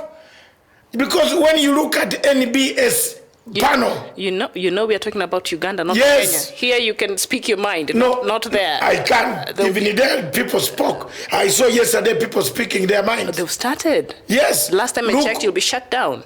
Look at me. Yes. The NBS should bring in intellectually well-organized people. And analysts from outside. Like when you bring that Andrew Mwenda, bring another Matanga who can even teach him. Because you can't manage Andrew Mwenda until you bring Matanga. He's useless upstairs here. Very useless. And he can bring a theory, which if you think it is, he changes English only. So you wait and catch him. So when you bring in people like that, bring in other men who are internationally exposed, so that the debate is very good. I saw the debate yesterday on Frontline. Very good debate. But people don't know what an opinion poll is. The Dr. Wakida is explaining to them what an opinion poll is. They don't even know. Are you serious? Yes! One journalist, Solomon Selwanga, was saying this morning that an opinion poll needs to go to a professor to qualify.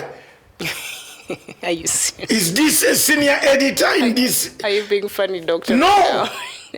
This is that research. You know, my friend went to work in Uganda and she said, Miriam, perhaps you should come work here. These people are a joke. I was like, stop being a hater. And now you're telling me what? I'm telling you. An opinion poll, a research. Dr. Wakida is telling them. In fact, I almost felt like breaking the TV this morning. These young men, all of them. There is one man, there are two men there. Very good people. Samson. Not some, yes. The one who was a priest. Then there is another one with respects. Those are very intelligent guys. I'll start watching this. Then there is a woman called a lady woman with a voice. Very good, a friend, Mildred. That is bright mind. Then you have a journalist called Sabiti. Very bright mind. Only that he has to remove a bit of message from him. He's a diehard. Yeah, then he becomes balanced. But when you look at the rest, there is a guy. The guy, he was a priest. This guy is very good. Okay. He told them the truth. The church has been vocal. The church has been vocal in Uganda. He talked like me. Because I was, you remember, my background. Your former life. Yes, they took me to church first. Well, it's not too late. They took me to Bishop Tucker College. It's not too late. Who knows? Your next life. To become a priest. Your next life. That's my dated father. May his soul rest in peace. We shall meet down there. But let me tell you, So this priest is able to really... The agreement, and this is Kasumba. Yes, this man is called Kasumba. Kasumba, kudos. And another guy with specs who was on the panel this morning. I don't know what the production here can bring that panel this morning, NBS. I'll show you. These were excellent chaps. When it took them time to discuss opinion poll, one of them, who was actually the moderator, said, you need to take the research to the professor. How? The moderator. Yes. The journalist. Oh my God. Okay. Professor needs to mark that and give it, award it some marks. He can't mark an opinion poll. That's what I'm thinking. Yeah. There is a professor here, I don't want to shame him. I am the one who taught him an opinion poll. Don't ask me on Sunday. Quietly ask me offline. Okay, I'll do that. I'll tell you. Since you are now my sister in crime. My sister, your sister in Christ and in building Africa. The sister in Christ. and in building Africa. So, the agreement between... Yes. The agreement between Besigye and Bobby Wine is a good one. It's a good start. To save Bob Wine. Will that safeguard him from the ruthlessness of NRM? Safeguard. We are talking Will about... that safeguard Bobby Wine? So that he's not butchered. But they'll both be butchered now. No. It will be double butchery. No. People touch Besigye carefully. Okay. This younger man has never been in the military. Besigye has a military background. Yes, Besigye is a battle-hardened man. Yes, he is. He's my friend. I love him. The only thing I don't like about him is I. But I love you, Aloka Loka. That is our code name, Aloka Loka. Loka Loka sounds like a music from... Aloka Loka. Those are our gorilla names. From Southern America. Yes, Aloka, Aloka. Loka Loka. And he knows my name. Okay. So he doesn't call me by the real name. Code name. Yes, those who think I'm his enemy, go and ask him my name. So I tell him the truth. Okay. Because he's a good guy. But he talks about I. So he should put them... This agreement saves Bob Wine. Because he was being molested. You need a cover. Besigye has some people in the military. Yes, he was a military himself. He has some people. There are people who agree with him. And sympathize. And the elected President Museveni don't think that he's the owner of the military. No, there are people there. That's where our leaders go wrong. Yes, there are people. You forget you have, these are even tribes. You can't beat him too much all the time. Molest him. That's what happens to him. He's normally molested. Can I tell you the story? Yes. Before we close and finalize. Because I'm very happy about Ojienda. Yes. I need to relax. Okay. The tea has done wonders. And I just need to tell Chief Justice Maraga, prepare your bags. Again? Oh, yes. We thought he was doing well. No, I am giving him another 2 weeks, 2, 3, 1 month. You'll start your arsenal again? Yes. Okay. Can't you give me a chance, a credit that it is this station that has broken down? Those guys. There was corruption. I was vindicated. Yes, there's corruption, yes. And all the 5 judges are gone. 3 magistrates are gone. So you say Masanga was telling a lie? All the pictures, there is a judge there who was bought a Range Rover, a woman, very beautiful woman. What, a Range Rover? A new one? Yes. Right. Yes. With dark black beauty. Okay. Is she still there? Black beauty. That's fine. Is she still there? Has she been shown the door? She's still there? No, she has been transferred. You're transferring bad manners elsewhere. What is that? Yes. Her Range Rover, I don't want to say the number because people can steal it. She was bought a Range Rover, a white Range Rover. The boyfriend had a white V8, and the boyfriend used to fly to go to the river for his night stands. That's where his home is, in the river. Okay, there's something our viewer here was asking earlier. His name is, let me see if I can get him, Zechariah Magok, and something on South Sudan. And I was reading another item this morning on some international news network, and they're saying now President Salva Kiir thinks that the 6 months that they asked for initially will not be enough. He even now wants a year extension before the unity government is formed. Freddy Kamugisha, my brother from Uganda, don't worry.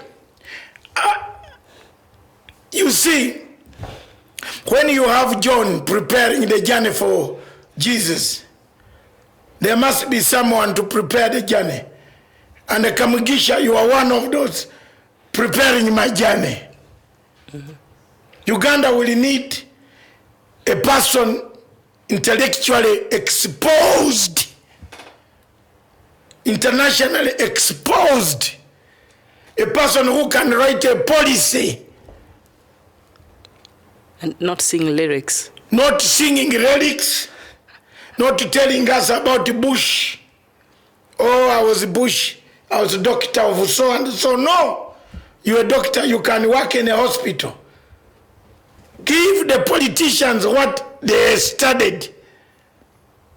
Why President Museveni is ruling Uganda today is because he studied political science. He knows the tools of analysis. That's why he's still the president.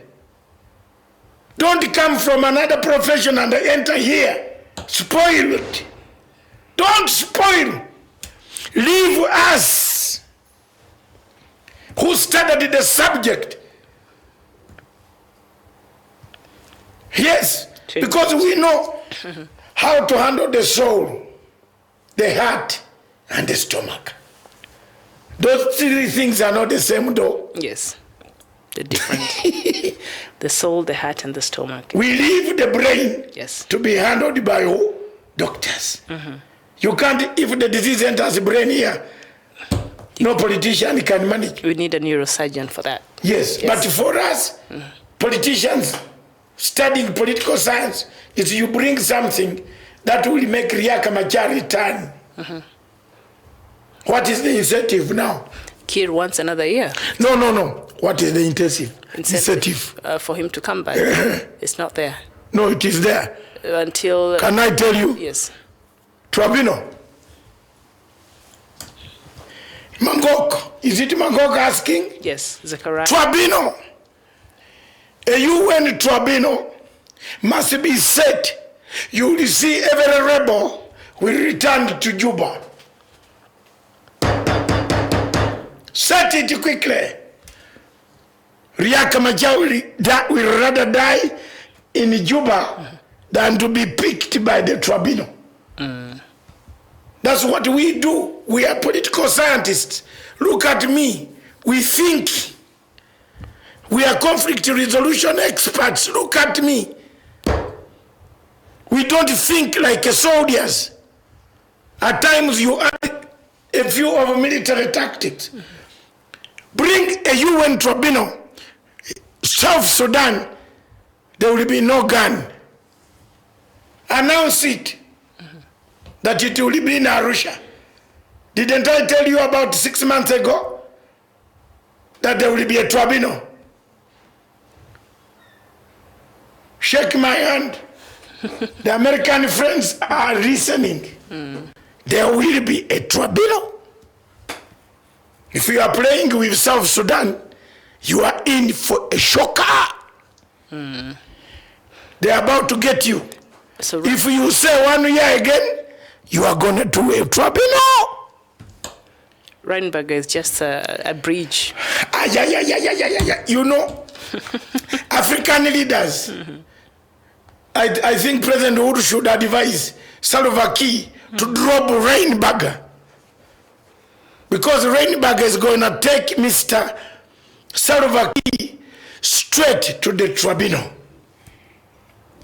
Rainbagger took Uhuru and Ruto to the ICC. It's Rainbagger. So you give him 3.2 million to enjoy while he's carrying you today? To the tribunal. Let me take my tea again. So the 1 year extension, is it even wise that President Kiir is looking for? Bring a tribunal. All right, and while we're still looking at South Africa, and do elections in Africa have safe... Morris, go ahead. Yes. Morris? Yeah, we are looking, you have the message. Oh, yeah, okay. Morris, continue with life. There's Morris who has just written a message here. All right, our viewers, keep writing to us. And Bismarck Bura, you're saying, how can opposition have agents when the Central Bank and Finance Minister are NRM Properties? And Ombesh Arthur, you're saying, looks like your prophecy has just begun in Uganda. Me? No, he's saying me. Yes. I'm the Greek. Greek prophecy. Yeah, the Greek prophet. He has written it there. Propocus is called what? A Greek prophet. That is Pythagoras' theorem. That is a Pythagoras' theory. That is it maths? Yes. Mathematics. Africa needs proof. Safeguards for elections. In elections. All African countries should go and study the model of South Africa. We totally should, yes. It brings peace. If you have lost on proportional representation, God help you. You can go back to Mapalanga, to Natal, to West Cape, Eastern Cape, Limpopo. Enjoy. You are not coming to kill people. You are not going to the street. Whom are you going to fight in the streets? That I lost elections? They were transparent. There is no parallel tallying center. No. Because you can't create parallel tallying center of all regions. Members of parliament, yes.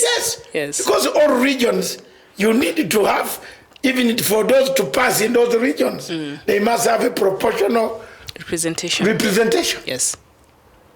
You see that? So you can't create a parallel tallying center in South African elections. In South African elections. And we can see that, of course, the ANC has been in power now for 25 years, and it will continue because it has won by 57%. Last time it won by 62%, so it dwindled a little bit. So maybe a lot of these things that they're doing are not resonating with a few of the electorate.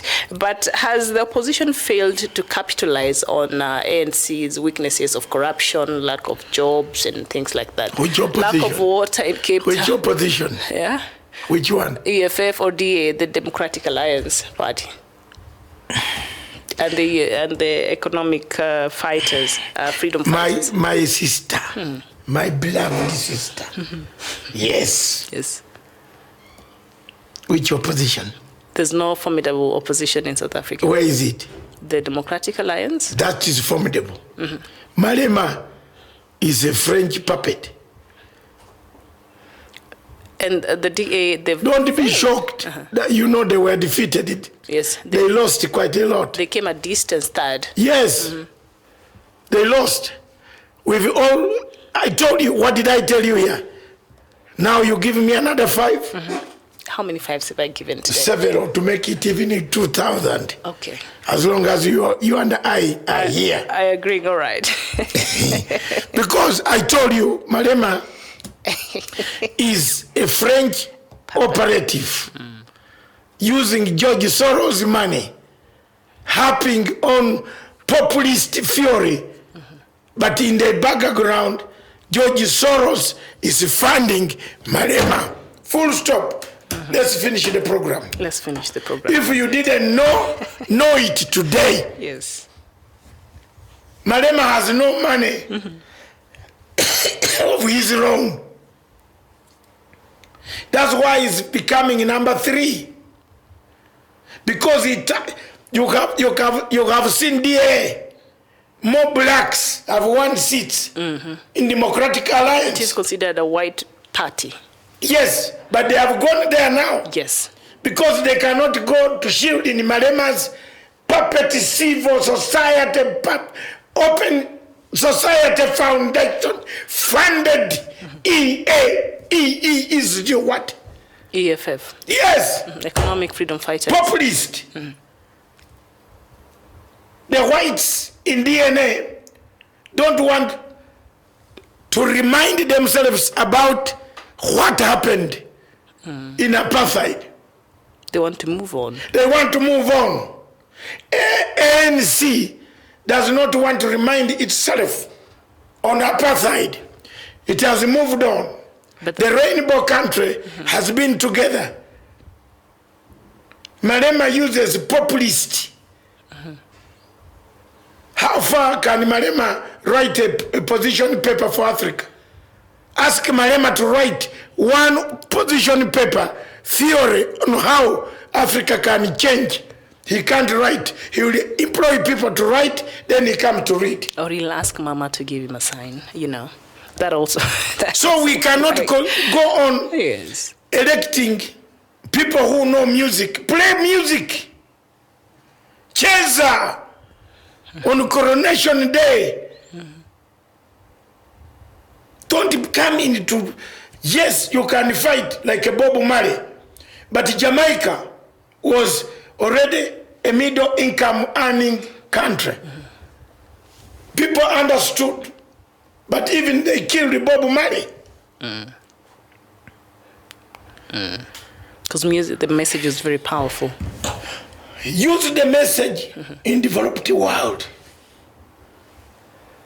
not in a mafia world. It will turn you into upside a down graveyard. That is very true, because there are no safeguards when it comes to our electoral processes. Forget even the elections, even our whole electoral processes in Africa, we lack that. So there are things that work out there, but applied here, it does not really resonate with the local citizens of the different countries. All right. So, of course, trouble brewing in Togo. I don't know how the opposition will receive that, the president extension of more power, and also Salva Kiir. Next week, the youth are planning, so that is something that we'll be looking at. So his extension of 1 year, his suggestion of 1 year. How can opposition have agents when the central bank and the finance ministry are in exactly? But Mr. Bismarck, Bure, I gave that reason. Organization and the fight. Our parties are not, they don't have money. Opposition has no money. But here, I think here the opposition is given money. Yeah, during campaigns. Yes, the government gives money. Yes. There's some money for hiring cars. This the government gives. Yes, for campaigns. But in Uganda, government only, the Electoral Commission only gives you very little money. Okay. Which cannot even hire 2 tanks of River Nile water.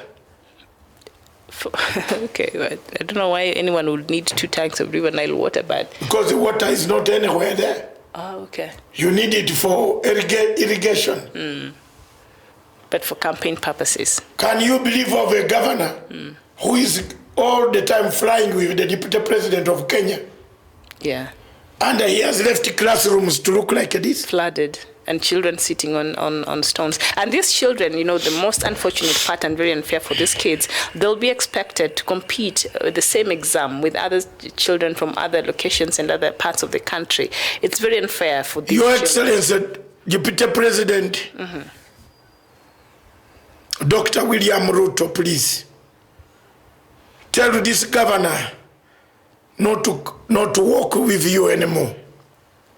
Let him go back. Fix this classroom, please. Please. Please. I'm begging. That's how I'm going to be addressing my issues. Directed to where it belongs. Sindio? Siku ile tulisema spokesman is zero. 0, 0, 0. Every time you find him in Mombasa. Then I said, do we always go to Mombasa together? I was wondering.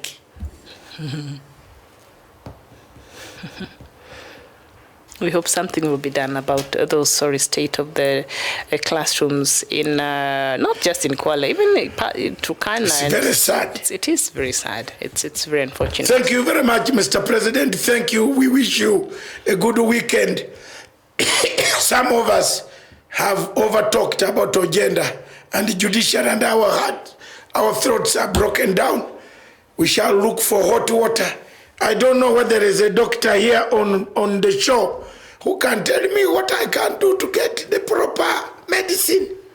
And that is how we take we see on Sunday. We really need him to go get his medication. we need your voice back. So when we come here on Sunday, we can do the African showdown when you are well and, you know. Mr. Kiplos Kalia, I am not talking about the deputy president, and he is not your father. He is a national figure. I only said, let Mr. Mvuria, the governor of Kwale, who is always flying in helicopters, go and repair the... I was giving, you think you like the deputy president more than me? You don't. Did you serve him? You didn't serve him. You are the one of the people who wanted him to be fixed in the ICC. Now here you are saying you love him more. Wachana na hiyo mambo yako. Enda angalia TV ngine. Don't try me, because my day started very badly. Try Miriam. Yeah, you can try me on Sunday today. Governor is not independent. The governor is flying with the deputy president every time. That's why I'm giving the message. I have not talked badly about the deputy president. The deputy president is my friend. Some of these people assume he's my enemy. And they go on talking in order to be given money for lunch. Oh, matanga is very bad. Pata pesa ya lunch uende. Don't sumbua mimi. Me, I speak the truth, Baba. Enjoy the television. Thank you, Mr. Kalia. We shall not block you. Yes, we don't block such people. You like me even more. Can't you give me congratulations for Ojienda going down? And the Chief Justice admitting they are corrupt people. Mr. Kalia, before I leave, give me congratulations. I'm waiting.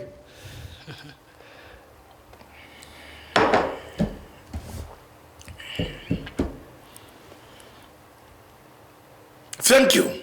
All right. Okay, I think we should take our leave now. The deputy president is the deputy president of Republic of Kenya.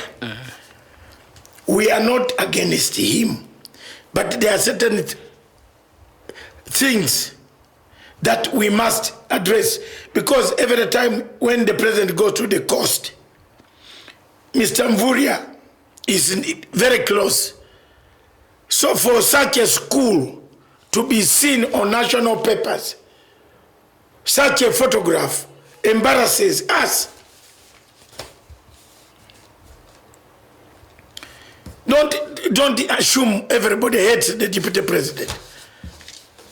The game of politics, there is no permanent enemy. Have you ever seen it anywhere? Have you seen him himself insult some people? No. It is you, hangers on, who look for food, rent money, this. Oh, I'm going home, my petrol has not.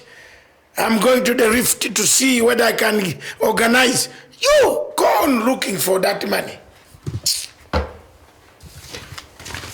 Thank you. Close it, Mama. My smiling. All right. Well, thank you. My smiling friend. Yes. Yes, close it. Okay. Have I quarreled? Let me just take it home. Oh. I know Mugabe's matters are still, I understand. We're just going to be... Mugabe. on Sunday. Please. Why did I mention... No, make sure they don't... Please. You know the man I was talking to. I'm sure he's taking action. The what? Yes. It's the general himself. Good. You talk to the right person. Yes. So they'll sort Don't do it. They'll not have Mugabe. You said it is the woman. I said no. Separate the woman. No, it is the woman. Grace is a lot of... Thank you very much. Yes. I know I'm going to get a message. Okay. And where they are going to say they have stopped the selling. The auction tomorrow.